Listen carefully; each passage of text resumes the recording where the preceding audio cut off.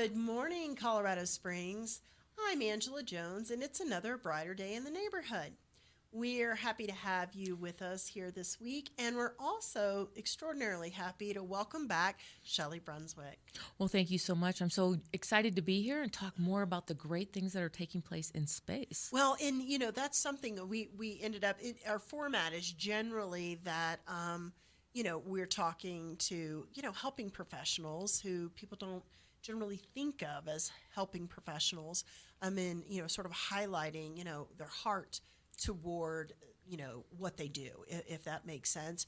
But yeah, we didn't really get much of a chance to really delve into what it is you're doing and your passions around that. And so I'm going to just kind of highlight that you are playing an active leadership role in the United Nations Space Women, WomenTech Network, Islamic World Educational, Scientific, and Cultural Organization, and that's the CESCO, World Business Angels Investment Forum, the World BAF, WBAF rather, the Global Women's Leadership Committee, the GWLC, New York University Global Policy Insights, Global Policy Diplomacy and Sustainability Fellowship Program, and, among others. And so the list just kind of goes on, and there's a lot of passion that goes into like your involvement in all of these types of things. So I definitely wanted us to get a chance to delve more into that, like why you're doing those types of things. And of course we had to come back and have a little lemon loaf. Well, I love the lemon loaf, so thank you so much for that. And we also talked about chocolate tea, which is new me and fantastic as well. So so your tea connoisseurs are right here. Right. One of the things we talked about during our last episode was that I learned that growing up and being an only child, I'm really a joiner. I did theater, I did debate, I played tennis, I played track. I guess I did track. I don't know if you play track. Ran track. And that tendency to be a joiner has continued as an adult. So you read off a lot of things, but ultimately they all have a similar theme. One is a lot of the roles I'm in is I believe in being a mentor and giving back. So I was so fortunate in my career, military, space, not necessarily a lot of women. I mean, I remember people saying, do you know what's it like being the only woman in the room? And you kind of go, I didn't really notice that until you pointed it out. So I had a lot of mentors who helped develop me and coach me, and I would not be where I am today if it hadn't been for them. So I have a real drive to give back. And also a lot of the organizations like ICESCO, the Islamic World Educational, Scientific, and Cultural Organization, has 54 member countries all throughout the world. And the goal is a lot of times other countries are not part of the space ecosystem. So the real passion is it's not only gender, men and women, it's also geography. How are we making sure all countries, all citizens are going to benefit from space technology so nobody's left behind? And cultures too. Exactly.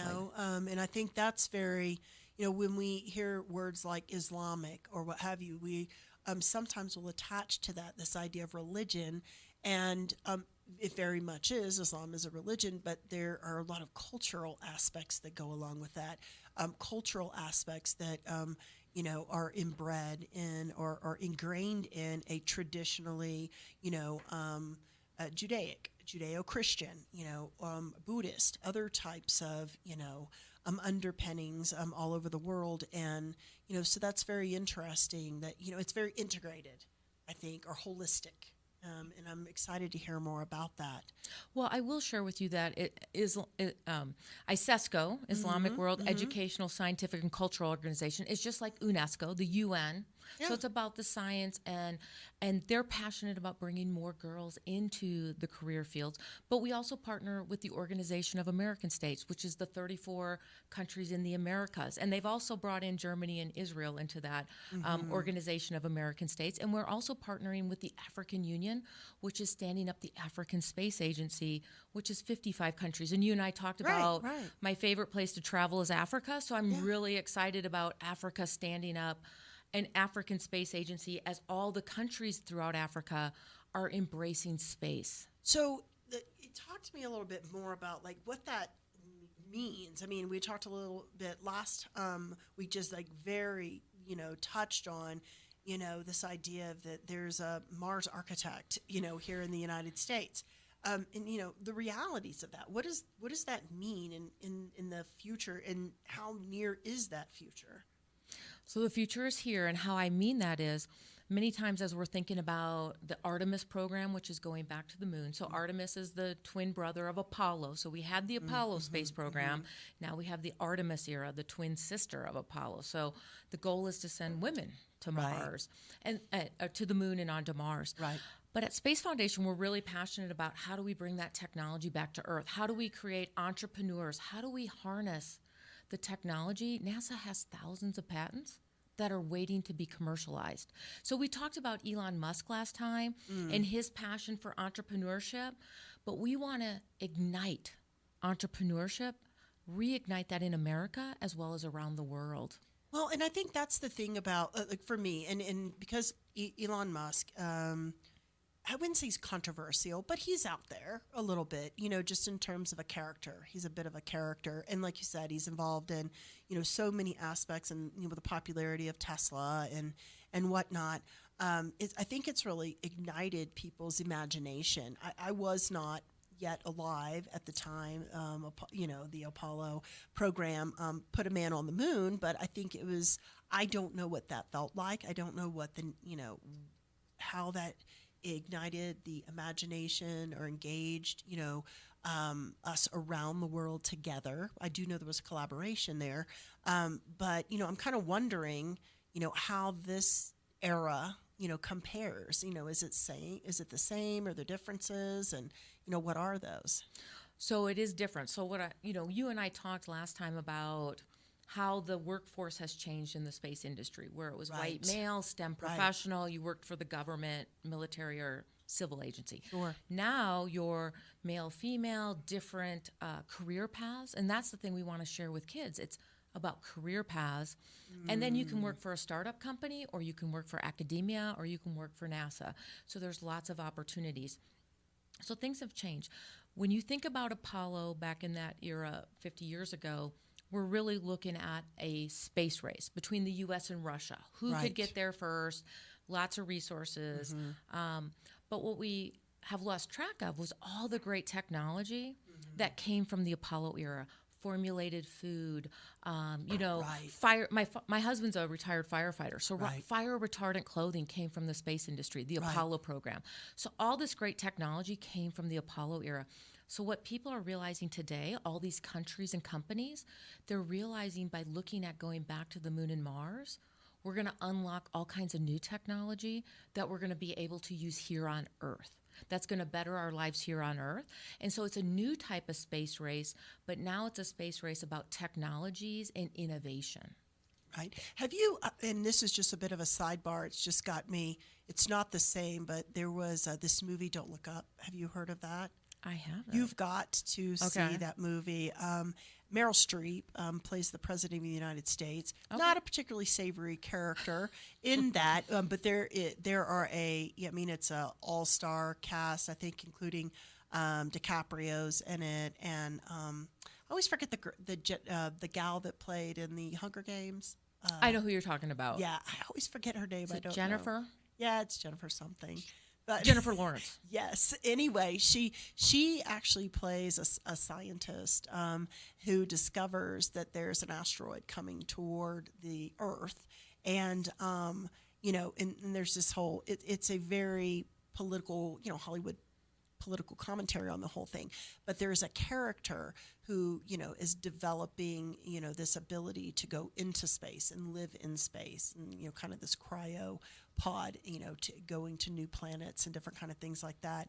And I think, obviously the idea is, picking up bits and pieces from real life characters, art imitates life type of idea. And it's really got me thinking. I watched it with my kids on Netflix, over the holidays, and it just really got me thinking about, if it's showing up in a Hollywood sort of satire film with these major players, and all who are politically, informed and fairly vocal, then it's got to be closer than, maybe most people are thinking. Well, we do know that the last extinction on the planet was from an asteroid that killed the dinosaurs. When will that happen again? That's a good question. I won't go into the planets and how, all the asteroids are usually outside a certain belt.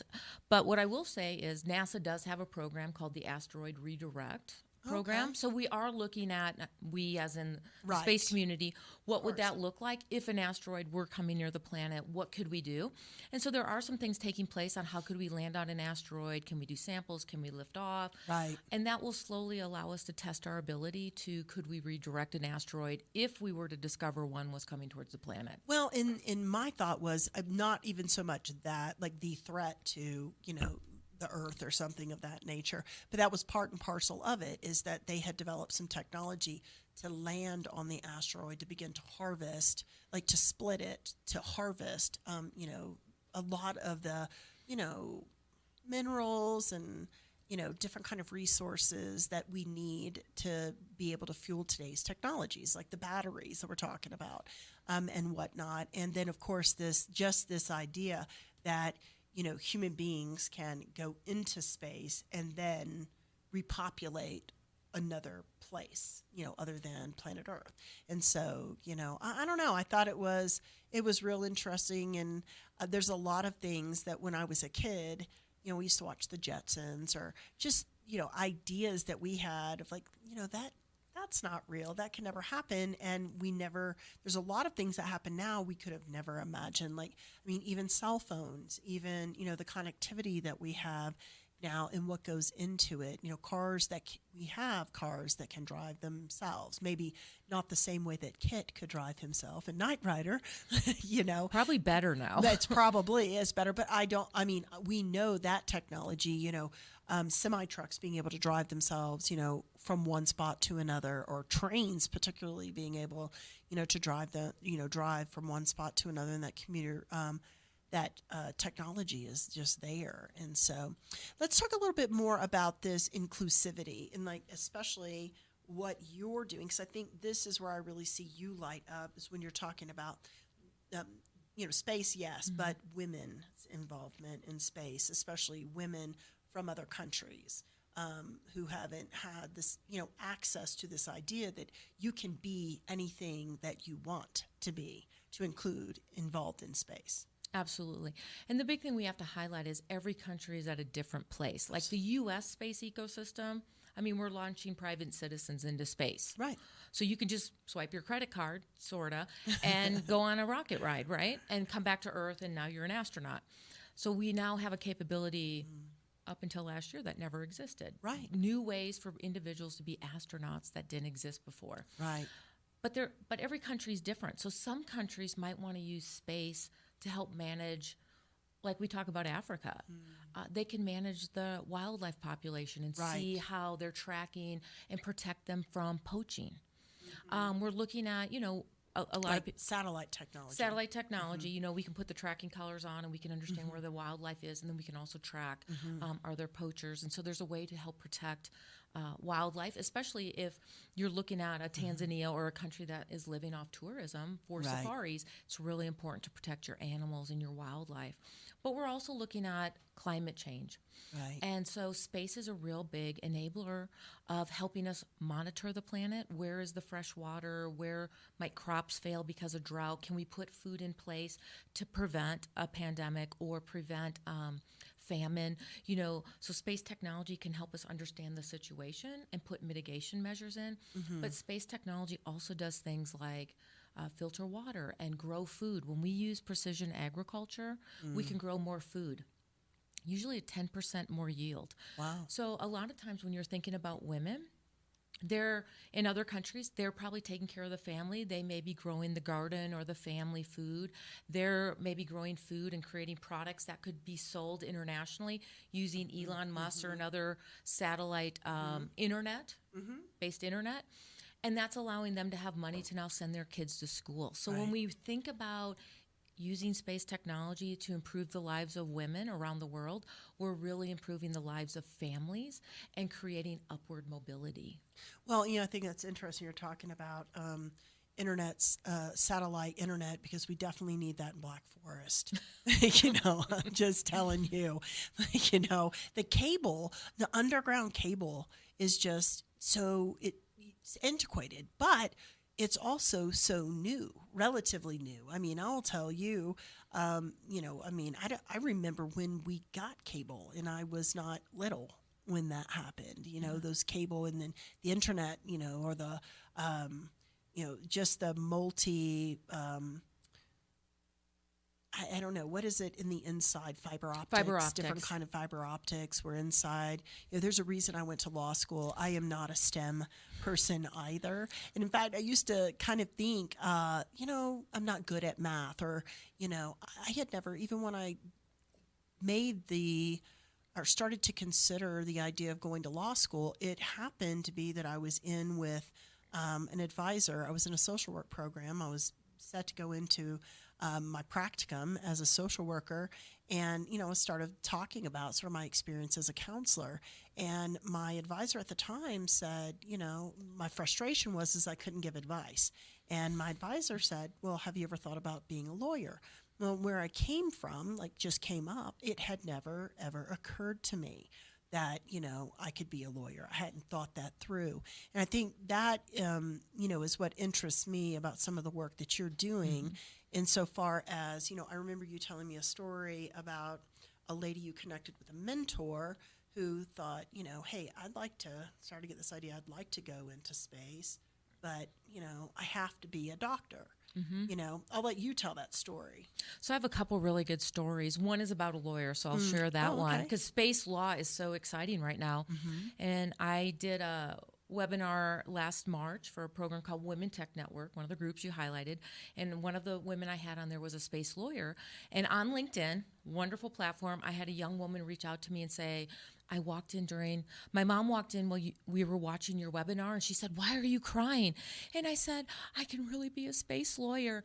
And her seeing a role model of a space lawyer demonstrated that there's a way for you to be a space lawyer. So it's really about, how do we create the role models? Had you not had a wonderful mentor, advisor, counselor who said you could be a lawyer, who knows where you would have ended up? And so we really have to create those mentors and role models that look like us, talk like us, sound like us. And this woman was in Namibia. And I had another woman, she's from Pakistan, and her family was like, you can be a medical doctor. But she was like, I really want to be in space. And they were like, this is Pakistan. There is no space here. Right. But she was very passionate. She started the first Space Generation Advisory Council in Pakistan. She's been recognized by the UN Office of Outer Space Affairs for her work, and her parents have now embraced her passion to be in the space industry, and she's hoping to be a space doctor. Now, how did she get in that path, though? How did that connection happen? So sometimes it's you're drawn to it, and you're able to, with the internet, find, this is what I always also tell people, join organizations, find like-minded people that you share a passion. So she was able to join Space Generation Advisory Council, a group of young professionals, and she was able to network with people outside Pakistan that helped inspire her to continue to pursue her dreams. Now Pakistan has space programs in their universities. I work with several Pakistani professors and former generals who are now excited about space. So she was a pioneer at 15 years old for her country and an amazing leader. So the internet has helped democratize and allow role models, not just for U.S. citizens, but for citizens around the world to find their passion and find a role model. And LinkedIn and Facebook and Instagram have given people a way to access us. I have people, and I'll tell my audience, I try to answer LinkedIn every week because I know that there's somebody out there that's looking for somebody. Can you give me 30 minutes or 20 minutes? I'm a deferred student from Harvard University, and I'm really excited about space. Would you talk to me? I always try to find time to talk because just like you, you never know if that 10 or 15 minutes might send somebody's career. And that 10 or 15 minutes you had started you on a journey of being a lawyer. Well, and that's that ripple effect. It's the same thing where, you came, from a relatively small Florida town, and you wanted to see the world, and you ended up, enlisted in the Air Force. And next thing you know, you're, interacting with, high-level officials all over the world dealing with space, and which I think it's astounding, this idea, for people to simultaneously think like, okay, there is no space in anywhere. I mean, because obviously space is everywhere, but at that same time, I absolutely understand that sentiment. How is that relevant to the here and now? What do we have to that? We don't have, satellites where we're dealing with, what's right here in front of our faces and, the real needs of real people. And to make that connection between, space does provide real needs, and to see, those passions being ignited, to develop that even more. That's very fascinating. I know before we started our talk last time, we talked about NFTs and all of that. And what I want to share with your audience is blockchain and all of that is only enabled through space technology and cybersecurity. We talked about cell phones. Like everybody you meet in Africa has a cell phone. There are 2 or 3 different types of space technology and cell phones, depending which one you purchase.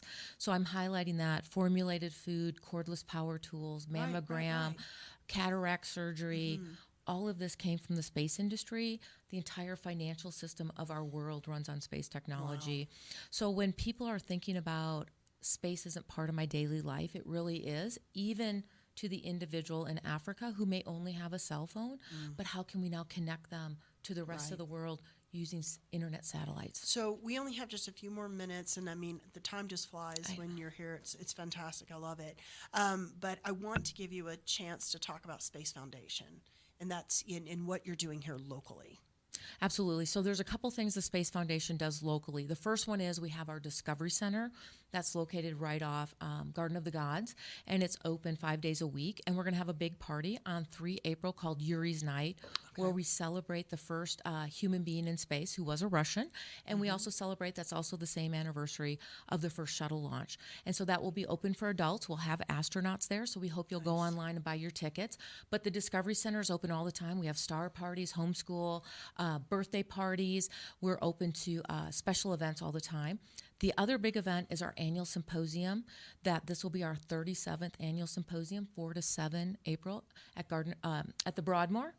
And we're going to bring together the global space community again. We partner with 15 plus hotels, bring together 10,000 or more of our space industry family and friends, following COVID safety protocols. Of course. And of course, those are things that are great for the community because it's a great economic opportunity to see Colorado Springs as the space community uniter, and that's what the Space Foundation does. We are that organization that brings space to the world. So, and you're located right here locally, and so you're involved, you specifically are also involved with a lot of local organizations as well. Is that right? Absolutely. I'm on the Chamber of Commerce Board of Directors. So Colorado Springs is amazing. And I do want to share, you talked about Black Forest. Colorado Springs is rolling out a brand new fiber optic system. So within 5 years, every home in Colorado Springs will have great internet, great accessibility, because we want to be that community that can draw people to us to work from anywhere. In all fairness, we do have CenturyLink out where I am, but the thing is like, where the fiber optic stopped was about 200, yards shy of our property. And so it's just, we're in a rural area. But, as we've become, I feel like we're a second city for sure at this juncture, but we're, coming more and more, center stage in the United States. I think that's super important that that is highlighted, that the Springs itself is paying attention to bringing those things here for us. But there are those of us that still like to live out in the boonies. Only 10 minutes, of course, from in and out, but and I love in and out. And so I share with our audience that Colorado Springs, the Chamber is very progressive. We're really looking at diversity and inclusion, and we look at all the amazing investments in Colorado Springs with the downtown area and the Switchback Stadium, the new hockey rink, Olympic Museum, the Summit House, and now eventually we are going to expand our Discovery Center to triple the size of the footprint. So we are looking for supporters because we want a world-class facility to create the future workforce that Colorado Springs, the Front Range, and Colorado needs. Well, I am super excited about all of this, and I look forward to joining you and, seeing you at a lot more of the Space Foundation and Chamber and other types of events in the future. Thank you so much for just being so generous with your time and so enjoyable this morning. Well, thank you for inviting me, and I love what I do, and what I share with your audience is if you find something you love, you'll never work a day in your life. No, thanks. This has been another Brighter Day in the Neighborhood. You can join us here each week at this same time on this same station.